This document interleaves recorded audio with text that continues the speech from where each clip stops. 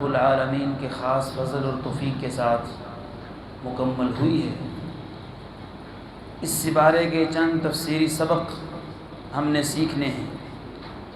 سب سے پہلے نمبر پہ اللہ رب العالمین فرماتے ہیں یا ایھا الذین آمنوا انفقوا مما رزقناکم من قبل ان یأتی یوم لا بیع فیہ ولا خلۃ ولا شفاعۃ۔ اے ایمان والو، ہم نے جو تمہیں رزق عطا فرمایا ہے اس میں سے خرچ کر لو اس دن کے آنے سے پہلے کہ جس دن کے اندر نہ کوئی سفارش ہوگی، نہ کوئی انسان کی دوستی وہاں پہ کام آئے گی، اور نہ ہی وہاں کے اوپر انسان کا مال کام آئے گا کہ چلو وہاں پہ کوئی ڈیل کر لے۔ اس دنیا کے اندر ہی اس میں سے خرچ کر لو۔ اللہ کے راستے میں خرچ کرنے کے چند آداب ہیں، اور پھر اس کے اوپر اللہ رب العالمین نے اجر و ثواب بھی بتلایا ہے۔ سب سے پہلا ادب یہ ہے کہ انسان کو خالص نیت کے ساتھ اللہ کے راستے میں مال دینا چاہیے، اللہ کی رضا کو حاصل کرنے کے لیے۔ وما تنفقون الا ابتغاء وجه اللہ، تم جو بھی خرچ کرو اللہ کی رضامندی کو، اللہ کی خوشنودی کو حاصل کرنے کے لیے خرچ کرو کہ میرا رب مجھ سے راضی ہوگا۔ امام ابن قیم رحمہ اللہ تعالی فرمایا کرتے تھے نا کہ صدقہ دینے والا جو ہوتا ہے، اپنی جیب سے مال خرچ کرنے والا جو ہوتا ہے، اس کو اس بات کا احساس ہو جائے نا، اس بات کا پتہ چل جائے کہ رب العالمین نے اس کے لیے ثواب کتنا رکھا ہوا ہے، اللہ رب العالمین اس سے کس قدر راضی ہوں گے، تو فرماتے ہیں کہ دینے والے کو زیادہ خوشی ہو لینے والے سے۔ عموماً لینے والا خوش ہوتا ہے کہ میری مدد ہو گئی ہے، چلو مجھے پیسے مل گئے ہیں، اور دینے والا اتنی خوشی محسوس نہیں کر رہا ہوتا ظاہری طور پہ، بس غیب کے اوپر اس کا ایمان ہوتا ہے۔ اگر اس بات کا پتہ چل جائے نا کہ رب العالمین نے مجھے اس کا ثواب کتنا عطا فرمانا ہے، تو لینے والے کو کم خوشی ہو، دینے والے کو زیادہ خوشی ہو۔ اللہ رب العالمین ایسا ایمان نصیب فرمائیں اور زیادہ سے زیادہ ہمیں خرچ کرنے کی توفیق عطا فرمائیں۔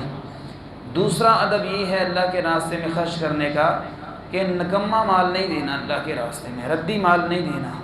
اپنی ضرورت سے زائد مال ہے، پڑا ہوا ہے، بوسیدہ ہو گیا ہے، خراب ہو رہا ہے، اب اس کو اللہ کے راستے میں دینے کا خیال آیا ہے، بلکہ آپ دیکھیں جہاں پہ ضرورت ہے اور آپ دیکھیں کہ یہ چیز میرے سے زیادہ اگلے بندے کی ضرورت ہے اور وہ اس کو لے کے دین کا کام زیادہ کر سکتا ہے، نماز پڑھ سکتا ہے، اس کا دین بہتر ہوگا، تو آپ اس کی مدد کریں۔ تیسری صدقہ دینے کا جو طریقہ ہے اور جو ادب ہے وہ یہ ہے کہ جس کے ساتھ آپ احسان کر رہے ہیں، صدقہ دے رہے ہیں، اس کے اوپر احسان مت جتلائیں، اس کے اوپر کوئی آپ اپنا فضل مت رکھیں، بلکہ آپ اللہ کے لیے کام کر رہے ہیں تو آپ اللہ سے ثواب لینے کی امید رکھیں۔ یا ایھا الذین آمنوا لا تبطلوا صدقاتکم بالمن والاذی، اے ایمان والو اپنے صدقات کو، اپنے خیرات کو اور اپنی زکوٰۃ کو باطل نہ کر لیا کرو، ضائع نہ کر لیا کرو احسان جتلانے کے ساتھ اور صدقہ دے کے بعد میں باتوں سے یا اعمال سے تکلیف پہنچانے کے ساتھ۔ کالذی ينفق مالہ رئاء الناس، فرمایا یہ تو پھر ویسے ہی ہو جائے گا کہ جس طرح کوئی شخص ریاکاری کے لیے خرچ کرتا ہے، لوگوں کو دکھانے کے لیے خرچ کرتا ہے۔ اللہ رب العالمین ہمیں یہ آداب سیکھنے کی توفیق عطا فرمائیں۔ یہ جو آداب سیکھ لیتا ہے، فرمایا ان کی مثال پھر کیسی ہے، مثل الذین ينفقون اموالهم فی سبیل اللہ کمثل حبۃ انبتت سبع سنابل فی کل سنبلۃ 100 حبۃ، فرمایا یہ دیتا تو 1 روپیہ ہے، لیکن اللہ رب العالمین اس کے ساتھ کیا معاملہ فرماتے ہیں، فرمایا ان کی مثال ایسے ہے جس طرح کوئی ایک بیج گندم کا زمین کے اندر ڈالتا ہے، اس کے اندر سے کتنی بالیاں نکلتی ہیں، کم از کم 7 بالیاں تو نکلتی ہیں، تو اس کو 1 روپے کے برابر 7 روپے کا ثواب ملتا ہے۔ فی کل سنبلۃ 100 حبۃ، ان 7 بالیوں میں سے ہر ایک بالی کے اندر 100 دانہ ہوتا ہے۔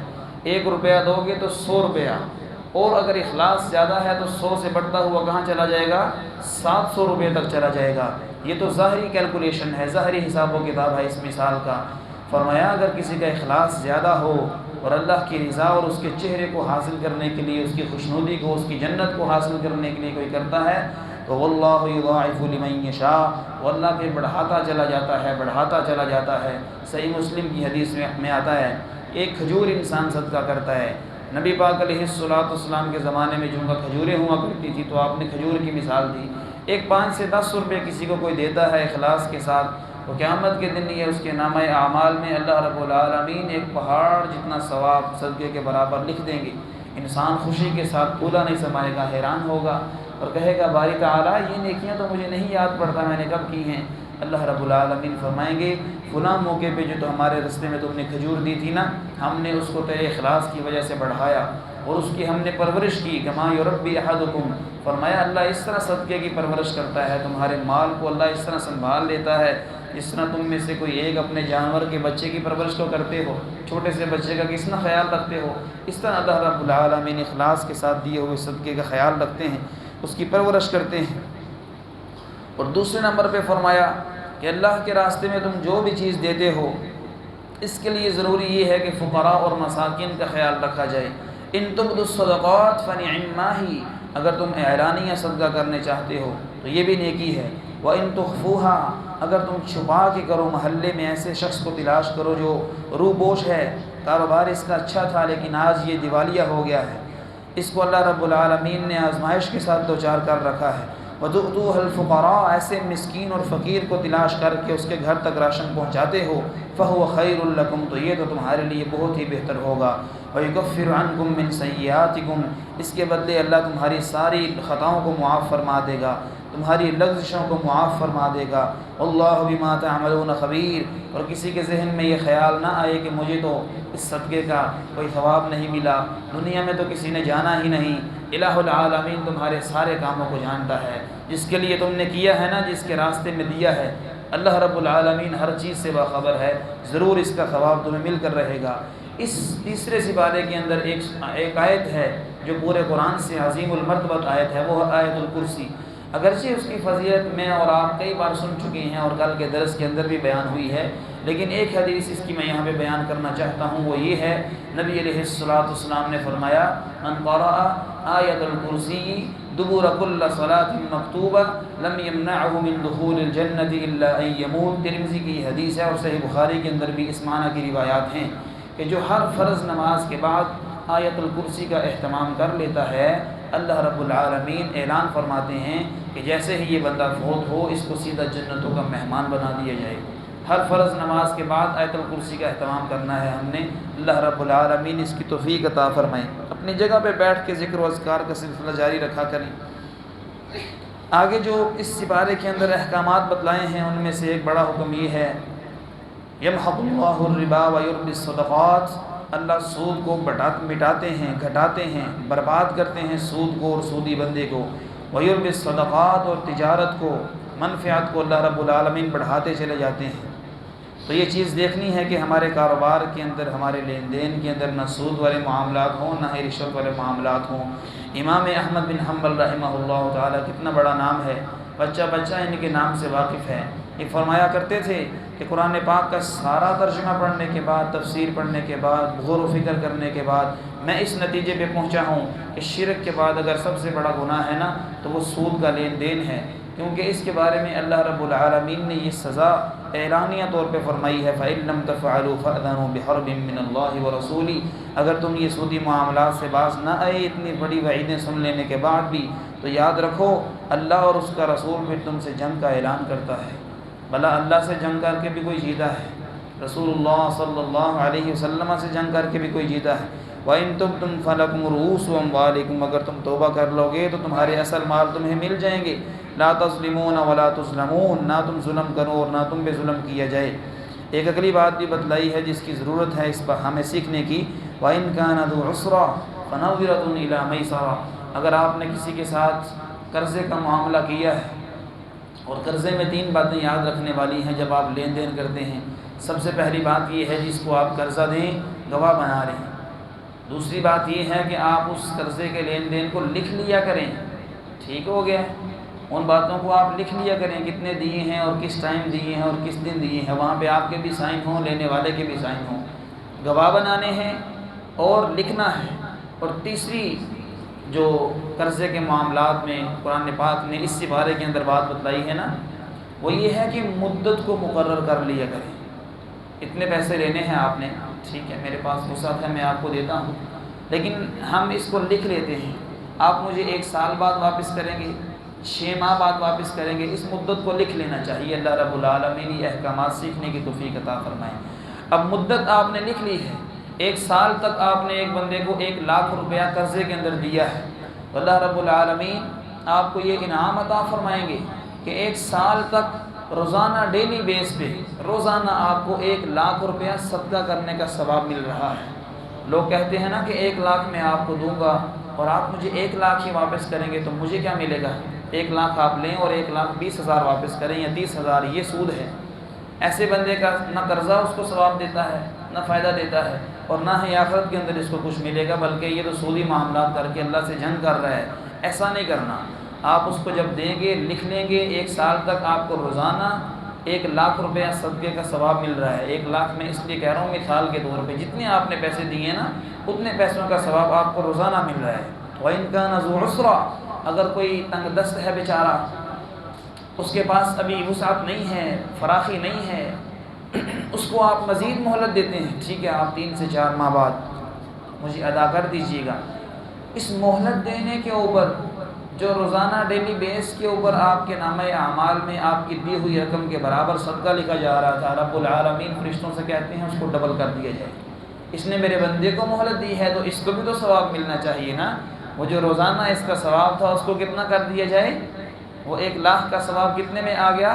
2 لاکھ میں آ گیا۔ تو اللہ رب العالمین سے ہمیں امید رکھنی چاہیے اور اللہ رب العالمین کے اوپر ایسے وعدوں کا توکل رکھنا چاہیے کہ خالق و مالک تو اپنے وعدوں کے سچے ہیں۔ اس سورت کی جو آخری 2 آیات ہیں ان کی بہت فضیلت ہے۔ اس سورت کی تو اپنی بڑی فضیلت ہے۔ سورہ بقرہ جہاں پہ پڑھی جائے شیطان چلا جاتا ہے، جو اس کو سیکھ لیتا ہے اس کا ایمان مکمل ہو جاتا ہے، اس کا اللہ رب العالمین کے ساتھ رابطہ درست ہو جاتا ہے اور وہ بہت سارے مسائل کو جان لیتا ہے۔ لیکن اگر کسی کے پاس اتنا ٹائم نہیں ہے کہ وہ پوری سورت کو پڑھے، سمجھے اور سیکھے، کم از کم اس کی یہ 2 آخری آیات زبانی یاد ہونی چاہیے۔ آمن الرسول بما انزل الیہ من ربہ والمؤمنون کل آمن باللہ وملائکتہ وکتبہ ورسلہ لا نفرق بین احد من رسلہ، یہاں سے لے کے آخر تک یہ آیات ہمیں یاد ہونی چاہیے۔ 8 لائنوں کی آیت ہے۔ ہمارے نوجوان 20 لائنوں کی سمریاں بھی تو یاد کرتے ہیں نا، اور ہمارے یہ تاجر برادری والے لوگ بیٹھے ہیں، آپ کی دکانوں میں ماشاءاللہ 100 سے زیادہ قسم کی آئٹمیں پڑی ہوتی ہیں جن کے اندر تفصیل ہوتی ہے، تقسیم ہوتی ہے، آپ کو ہر چیز کا نام یاد ہوتا ہے۔ تو یہ 8 آیتیں بھی آپ یاد کر لیں انشاءاللہ تعالی، اس کا دنیا میں بھی اجر ہے، آخرت میں بھی اجر ہے۔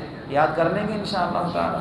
صرف 8 لائنیں ہیں، 8 آیتیں میں نے کہہ دیا، 8 آیات نہیں، 2 آیات ہیں، 8 لائنیں ہیں۔ اللہ رب العالمین توفیق عطا فرمائے، رات کو سوتے وقت اس کو پڑھنے کا معمول بنانے کی توفیق عطا فرمائے۔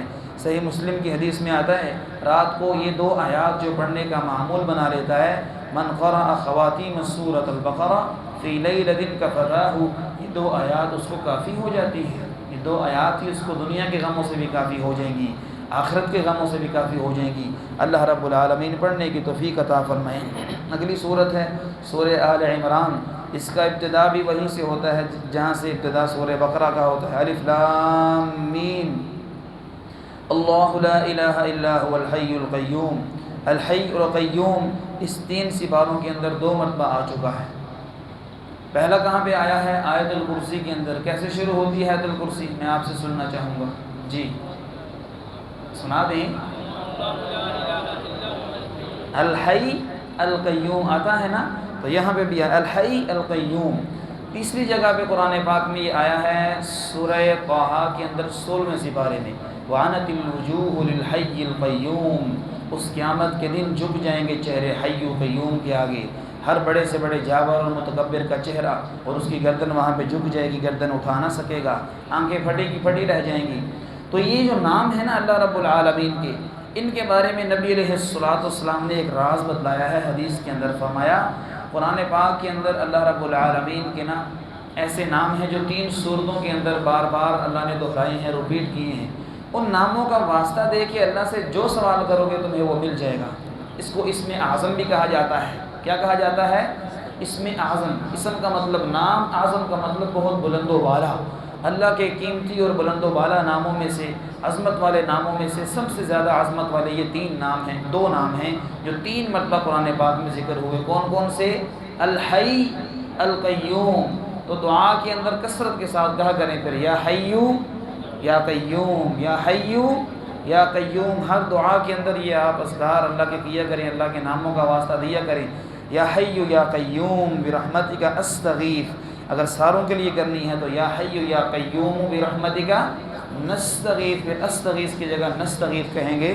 اے حی و قیوم، اے ہمیشہ سے زندہ اور ہمیشہ سب کو قائم رکھنے والے، میں تو بڑا ناتواں اور بڑا کمزور، بڑا عاجز، بڑا فقیر ہوں، میں تیرے سے سوال کرتا ہوں کہ میرے مشکلات کو حل فرما، مجھے رزق کے اندر فراخی عطا فرما، مجھے حلال وافر رزق عطا فرما، مجھے نیک صالح اولاد عطا فرما، میرے روزوں کو قبول فرما، میرے صدقات و خیرات کو قبول فرما۔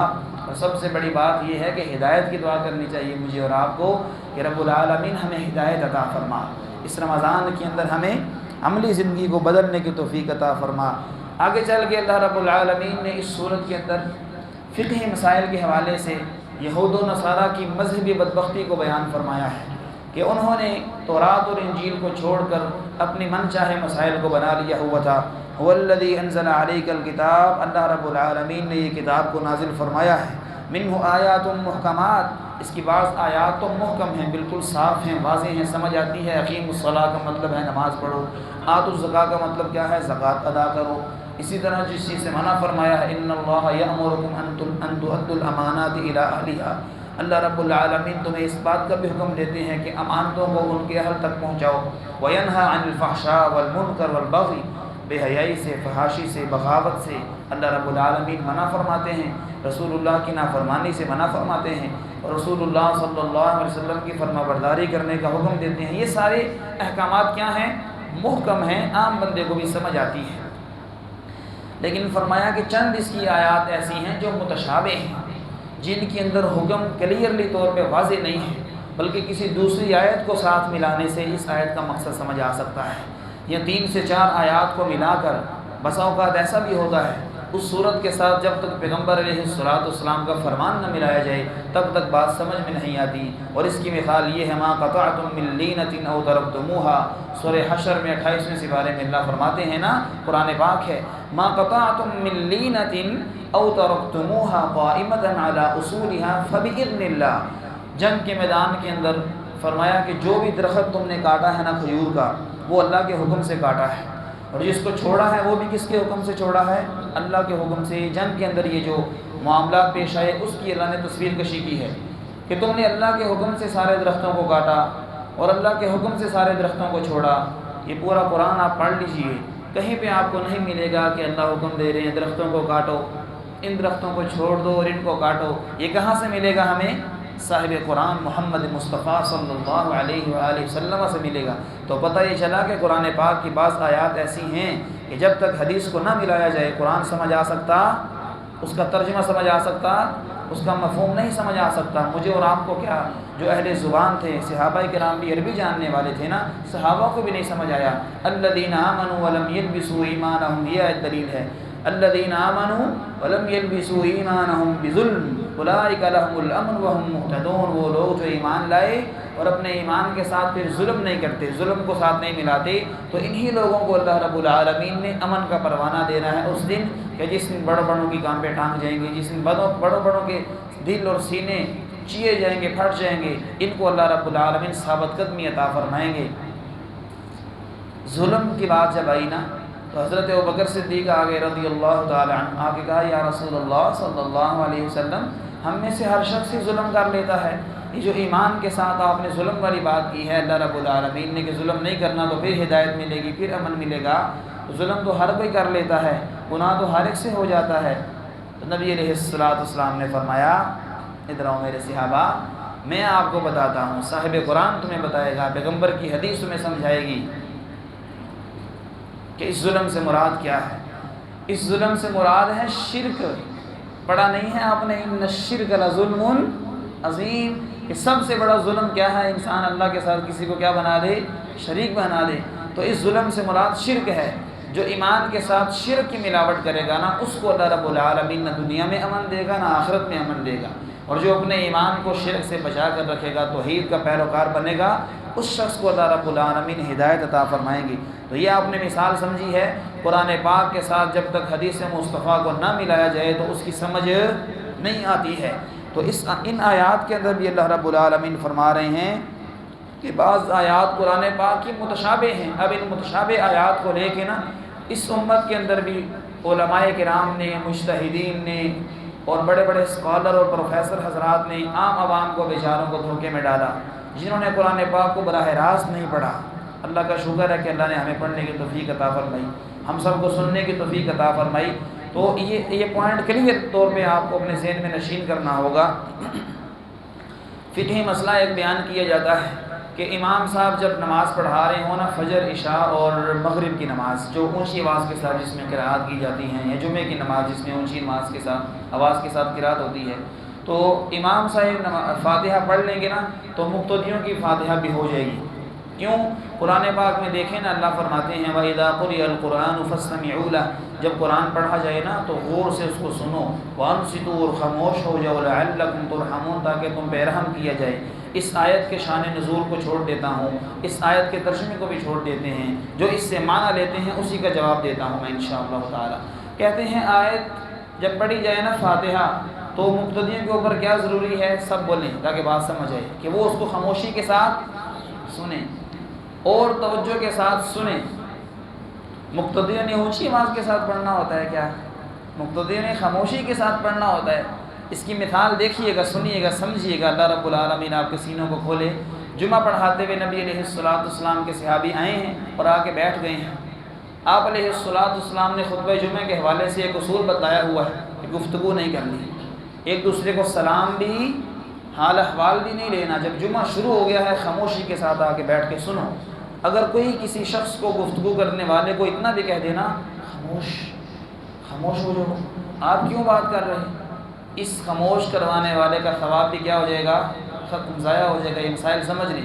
فرمایا کسی نے کہا نا انصت اپنے بھائی کو، فقد لغوتا، اس خاموش کروانے والے نے بھی اپنا ثواب ضائع کر لیا۔ یہ مسائل تو سیکھنے والے ہیں، بنیادی مسائل ہیں۔ جمعے کے اندر کیوں ایک دوسرے کو بتانے پڑتے ہیں؟ یہ پتہ ہونا چاہیے کہ کلام نہیں کرنی جب امام کی بات ہو رہی ہے، حدیث مصطفیٰ کی بات ہو رہی ہے۔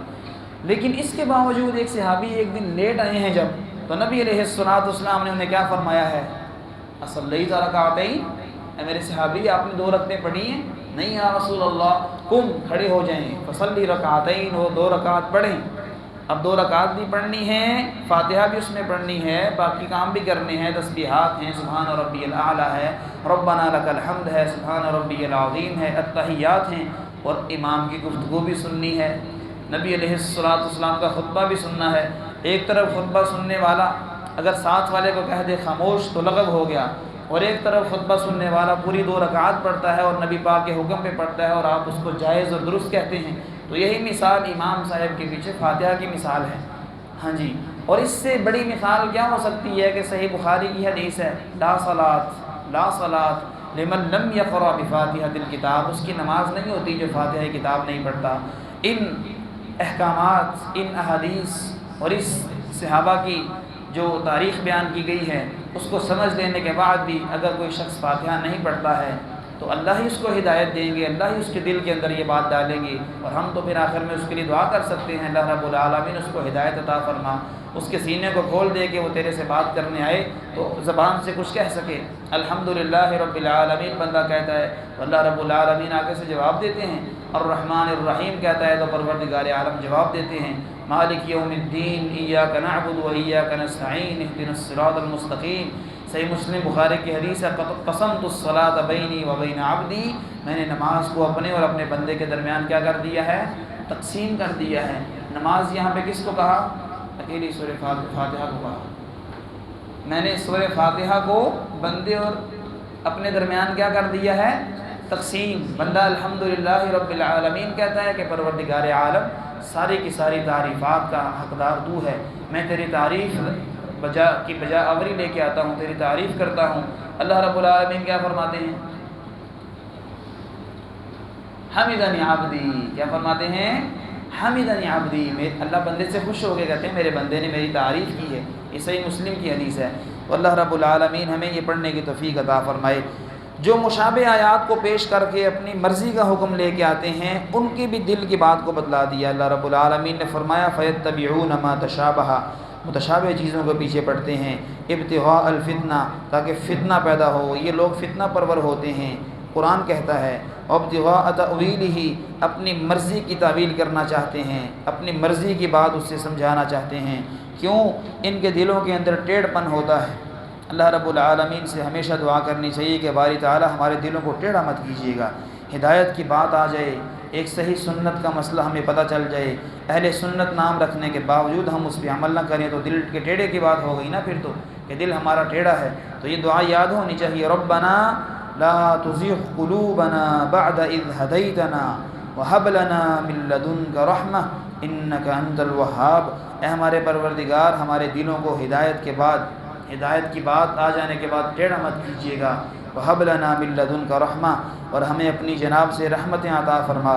انک انت الوہاب، بے شک آپ ہی سب سے زیادہ اور بہت زیادہ عطا فرمانے والے ہیں۔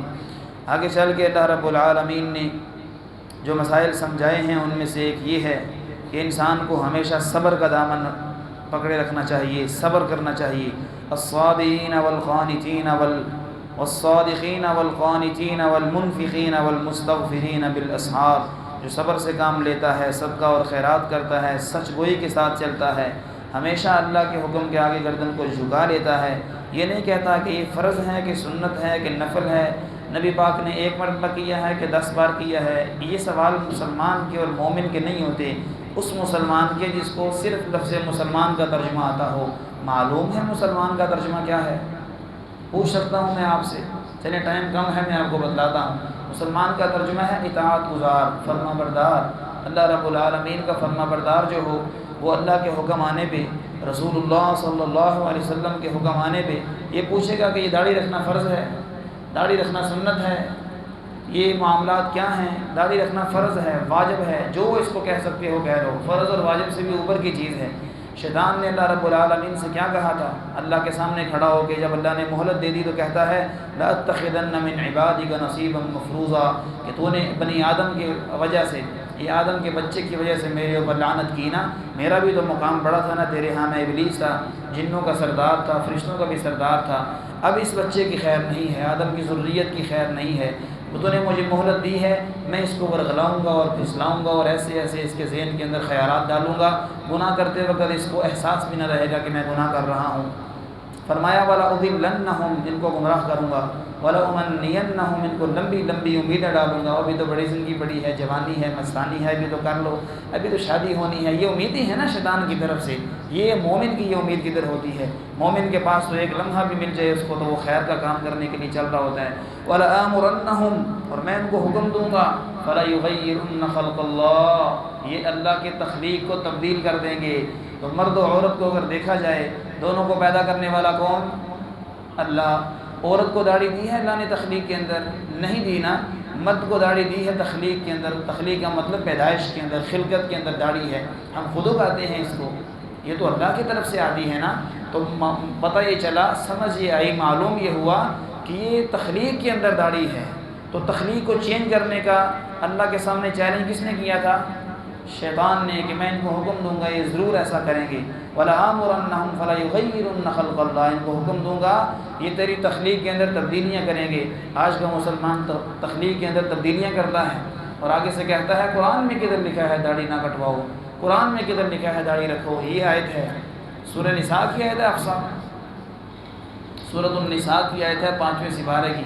تو آج اللہ کے گھر میں بیٹھ کے آپ وعدہ کریں کہ آج کے بعد یہ کام نہیں کریں گے، شیطانی کام نہیں کریں گے، وعدہ کرتے ہیں اللہ رب العالمین سے۔ پیغمبر علیہ السلام کے سامنے بھی تو جانا ہے نا، آج شیشے کے سامنے جانا ہوتا ہے، باس کے سامنے جانا ہوتا ہے، دکان پہ جانا ہوتا ہے، کہیں پہ بھی آپ جاتے ہیں، یہ سارے بہانے ہوتے ہیں اور یہ شیطان کی طرف سے انسان کے ذہن کے اندر شکوک و شبہات ہوتے ہیں۔ ذہن میں یہ ہو کہ میرا رب مجھ سے راضی ہوگا، رب العالمین کے سامنے میں نے جانا ہے۔ نبی علیہ السلام کے پاس تو وہ سفیر آئے تھے، البدایہ والنہایہ کا اس کا حوالہ ہے، آپ نے ان سے کاغذات نہیں لیے، سفارت کے کاغذات نہیں لیے، حالانکہ آپ کو ضرورت تھی۔ تو آپ کا اور میرا چہرہ کیسے اللہ رب العالمین قبول فرمائیں گے بغیر داڑھی کے؟ دنیا کے اندر کسی کے ساتھ شادی کے معاملات ہونا، کسی نے ایک بیٹی دینی ہو ہمیں، تو کیا دیکھتے ہیں؟ ہمارا کیا دیکھتے ہیں؟ چہرہ ہی دیکھتے ہیں نا۔ یہ تصویر دکھائیں ذرا، بچے کی تصویر سینڈ کر دیں ہمیں واٹس ایپ پہ، تو تصویر کے اندر وہ کیا کہتے ہیں؟ پاؤں کی تصویر بھیجیں، بھینس کی بازوؤں کا جو ہے نا وہ آپ ناپ لے کے بھیج دیں، ٹھیک ہے رشتہ کلیئر ہو جائے گا۔ کیا دیکھتے ہیں؟ بولتے نہیں آپ سارے، چہرہ دیکھتے ہیں نا۔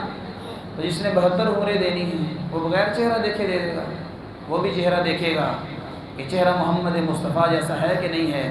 اس نے کھوکھرے نعرے تو بڑے مارے کہ یا رسول اللہ، حرمت رسول پہ میری جان بھی قربان ہے، اور جب جان کی باری آئے گی نا تب بھی دیکھی جائے گی، ابھی یہ داڑھی کو قربان کرو، تو آپ اللہ کے گھر میں بیٹھ کے وعدہ کرو ہاں، یہی تو مقصود ہے رمضان کا، کہ آپ کے اندر تبدیلی آئے، چینجنگ آئے۔ وعدہ کریں اللہ کے گھر میں بیٹھ کے، جی نوید بھائی آپ وعدہ کریں اللہ کے گھر میں بیٹھ کے آپ داڑھی نہیں کٹوائیں گے انشاءاللہ۔ بزرگوں کو اللہ تعالیٰ توفیق عطا فرمائے، نام بتا دیں، آپ کا نام لے کے دعا کرتے ہیں۔ مبین کے دادا جان ارشد، اللہ تعالیٰ آپ کو توفیق عطا فرمائے۔ آپ بھی وعدہ کریں نوجوان اللہ کے گھر میں بیٹھ کے داڑھی نہیں کٹوانی انشاءاللہ تعالیٰ، اللہ تعالیٰ توفیق عطا فرمائے آپ کو۔ یہ الیاس صاحب کے جو محترم بیٹے ہیں، بہت پیارے بھائی ہیں ہمارے، آپ بھی وعدہ کرتے ہیں، اللہ تعالیٰ توفیق عطا فرمائے، اس میں بڑی برکت ہے۔ نوجوانوں کو لگتا ہے پتہ نہیں ہم داڑھی رکھیں گے تو مولوی بن جائیں گے، کیا بننا ہے پھر؟ یہ بھی آج مسئلہ سمجھ لیں، ہم مولوی بن جائیں گے، وہ بننا کیا ہے؟ فلمی ایکٹر بننا ہے؟ مولوی ہی تو بننا مقصود ہے۔ لا تموتن الا وانتم مسلمون کا مطلب مولوی ہے، مولوی کا مطلب فرما بردار، اللہ کا دوست، اللہ کا ولی ہے۔ یہ عجیب بات ہے کہ آپ لوگ کہتے ہیں کہ ہم یہ بن جائیں گے، جو داڑھی رکھ لیتا ہے، شلوار کو سنت کے مطابق اٹھا لیتا ہے، وہ مولوی بن گئے ہو، مولوی بن گئے ہیں۔ مطلب آپ بتانا چاہتے ہو کہ میں نہیں بنا اور نہ ہی میں بننا چاہتا ہوں، نہ اس کو پسند کرتا ہوں۔ شرمشاری والی بات ہے کہ مسلمان کو اسلام کے اوپر اطمینان ہی نہیں ہے، اس کو اپنی روایات کے اندر، اپنی ثقافت کے اوپر اعتماد ہی نہیں ہے۔ اللہ رب العالمین توفیق عطا فرمائے۔ مضمون تو بہت لمبا ہے اور مجھے خود کو بھی یہ احساس ہوتا ہے کہ میں آپ کا ٹائم کم لوں۔ مجھے لوگ بھی گاہے بگاہے پیار محبت سے کہتے رہتے ہیں قاری صاحب ایک چھوٹی سی گزارش کرنی ہے، اور میں سمجھ جاتا ہوں یہ کون سی چھوٹی سی گزارش کرنی ہے انہوں نے، کہ ٹائم تھوڑا مختصر کریں، ہم نے کہا جانا ہوتا ہے گھر۔ لیکن یہ کتاب ہی ایسی ہے، عظمت والی کتاب ہے، اس کے ترجمے کو پڑھیں تو دل کرتا ہے اور اس کی گہرائی میں جایا جائے۔ بتایا نا میں نے کہ ایک آیت سے بس اوقات بات سمجھ نہیں آتی، دوسری آیت کو ساتھ ملانا پڑتا ہے۔ ایک سپارے کی آیات کو اگر گن کے سمجھ لیں گے 500 آیات ہیں، تو انہی آیات کا ترجمہ کرنے کے لیے ایک ایک آیت بھی ساتھ اور ملائی جائے تو کتنی آیات ہو جائیں گی؟ ہائی سب سے پوچھتے ہیں، ان کا حساب کتاب بڑا ہے۔ 500 آیات کے ساتھ ایک ایک آیت بھی ملائیں اور تو کتنی ہو جائیں گی؟ یہ 1500 سے اوپر کی بات چلی جائے گی، شاید اس سے بھی آگے بات چلی جائے گی۔ تو اللہ رب العالمین سے اس دعا کے ساتھ بات کو ختم کرتا ہوں کہ جو کہا اور سنا اس کے اوپر اللہ سوال لیتا ہوں، اس کے اوپر اللہ رب العالمین ہمیں عمل کی توفیق عطا فرمائے۔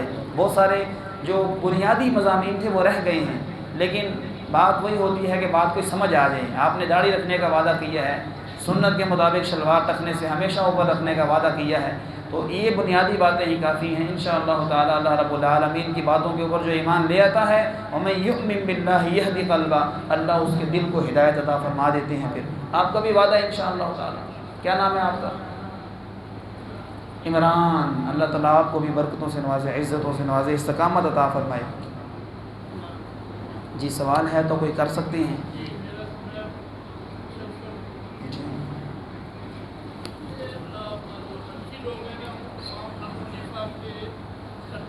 جی